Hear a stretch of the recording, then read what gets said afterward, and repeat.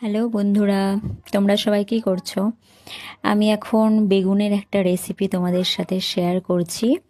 দেখো, বেগুনগুলোকে কেটে এইভাবে মাঝখান থেকে বের করে নিয়েছি, বেগুনের মাঝখানের অংশটা। এবার এগুলোকে কুচি কুচি করে কেটে নেব, কেটে ভালো করে ধুয়ে নেব।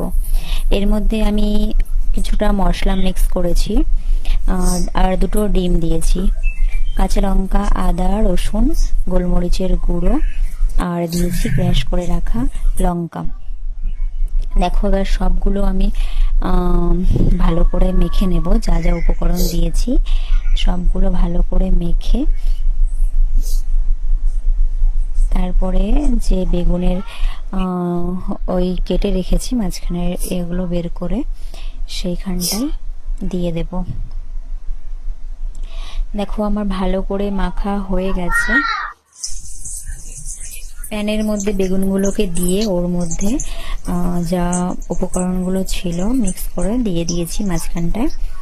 এবার একটু একটু করে যখন ভাজা হয়ে যাবে আস্তে করে উল্টে পাল্টে কিছুক্ষণ এটাকে ভালো করে ভেজে নিতে হবে।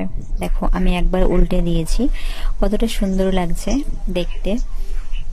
আর এটা খেতেও কিন্তু খুব ভালো লাগে, আমার তো খুবই ভালো লাগে। আর গরম ভাতের সাথে যদি এই বেগুন ডিমের এই ভাজাটা থাকে তাহলে তো একদম পুরো কি বলবো, একদম জমে যায় খাওয়াটা। আর তার সাথে যদি থাকে একটু ঘি ঘি আর এই বেগুন ভাজাটা দিয়ে ভাত খেতে যে কতটা ভালো লাগে, সেটা তোমরা যদি ঘরে বানিয়ে না খাও তাহলে বুঝতে পারবে না। আমার তো খুবই ভালো লাগে এই বেগুনের এই ভাজাটা, ডিম বেগুন ভাজা এটাকে বলে। আর তোমরা এটাকে পটলের যেমন দোরমা বলে, তো সেমন বেগুনের দোরমাও বলতে পারো। তো জানি না, আমি এটাকে ডিম বেগুন ভাজাই বলি। দেখো কতটা সুন্দর লাগছে, একটুও কিন্তু বেরিয়ে যায়নি কোনো মশলা যা ভেতরে দিয়েছি। কতটা গরম আমি ধরতেও পারছি না। আর যেই মশলাটা বেঁচে গেছে, মশলা বলতে সবকিছু মিশিয়ে যেটা রেখেছি, সেটাকেও আমি আর নষ্ট করব না। ওই বেগুন ভাজার যে তেলটা রয়েছে না, ওটার মধ্যেই দিয়ে একটু ভাজা ভাজা করে নেব। ওটা খেতেও কিন্তু দারুণ লাগে গরম ভাতের সাথে।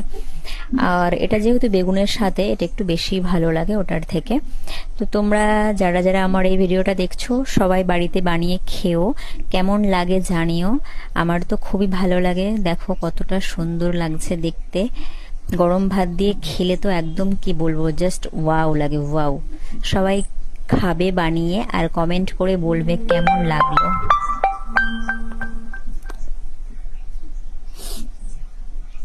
টাটা।